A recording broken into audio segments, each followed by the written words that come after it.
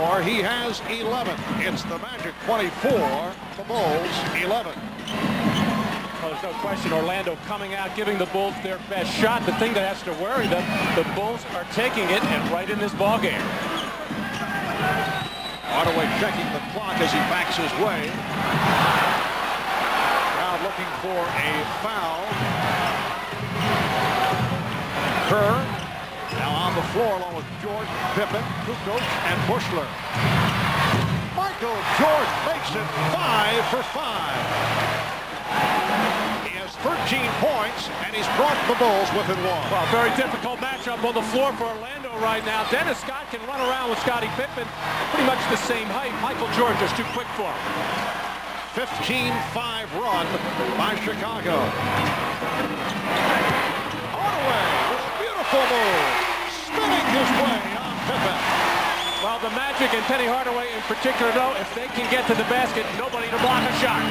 And Pippen takes it the distance and draws the foul, and he went flying. Well, Michael Jordan is feeling it, and it looks like he wants the ball in every offensive situation.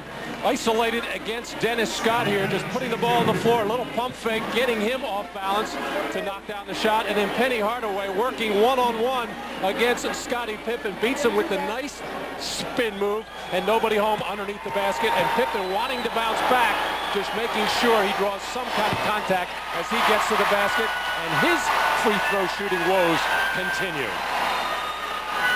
Foul called on Royal. And here is Randy Brown providing a respite for Michael Jordan. Randy Brown, the solid defensive player in his 5th season out of New Mexico State.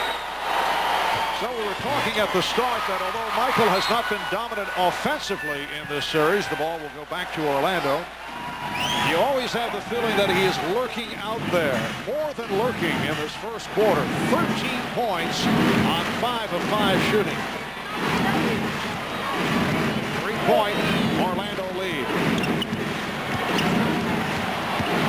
Now 15 seconds with 8 on the shot clock remaining in the first quarter. Hardaway for 3. Yes! It's the Magic extending to a 6-point lead. Here's Kukoc for 3. Oh, the foul is called with 2 and 2/10 seconds to go in the first quarter as Hardaway and Pippen got involved in the collision, and it's called on Pippen. For Scottie, his 2nd personal. And a frustration foul on the part of Pippen here as Kukoc set up by Pippen on that drive and dish out, and Pippen upset that he got beat on that spin move and looked bad defensively on that earlier play by Hardaway. Then he took Hardaway's left-hand move away in the lane, gave him the 3-pointer, which Hardaway nailed, and then Pippen actually wanted to go to the basket himself, felt Kukoc was in his way, and had to chase him out to the left corner. It's been an outstanding first quarter for Penny Hardaway. He has hit 5 of 8 from the field. He has 12 points, along with the 4 assists. Anthony Bowie is back. Michael Jordan has returned for the final 2 seconds of the quarter. Big scoring outburst for the Magic in 7 of the 12 quarters coming into this game. Orlando held up 20 points and under.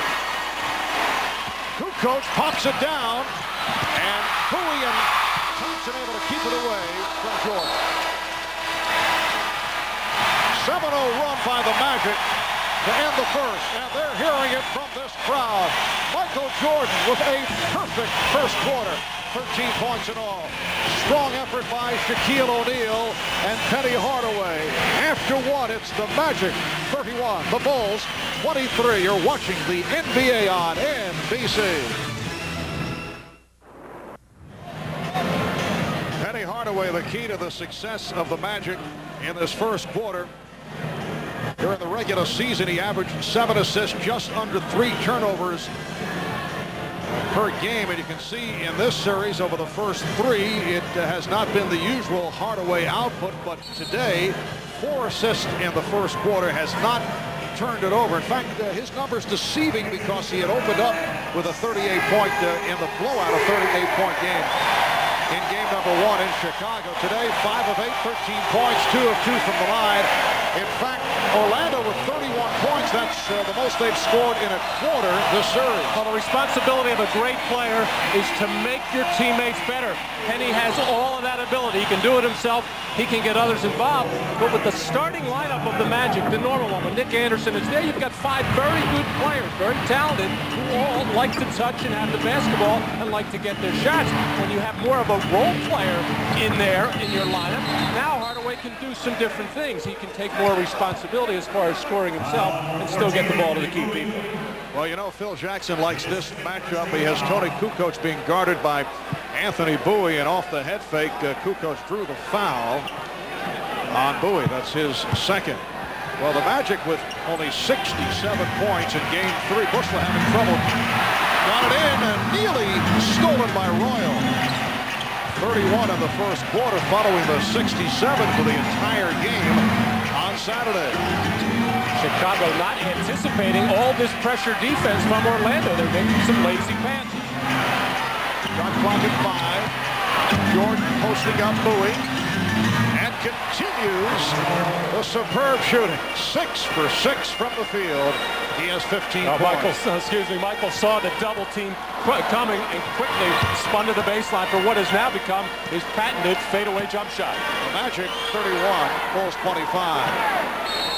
Scott was about to load it up, but an illegal defense call on Chicago.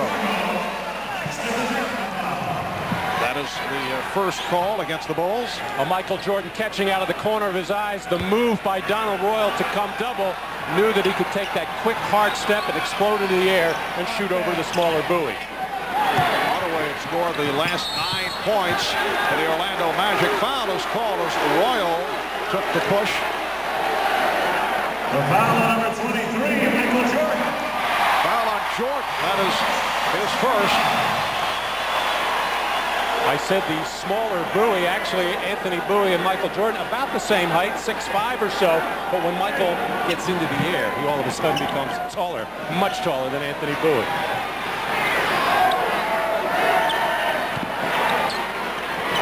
Thompson, played by Kerr. Oh, nice fake by O'Neal, and he is fouled.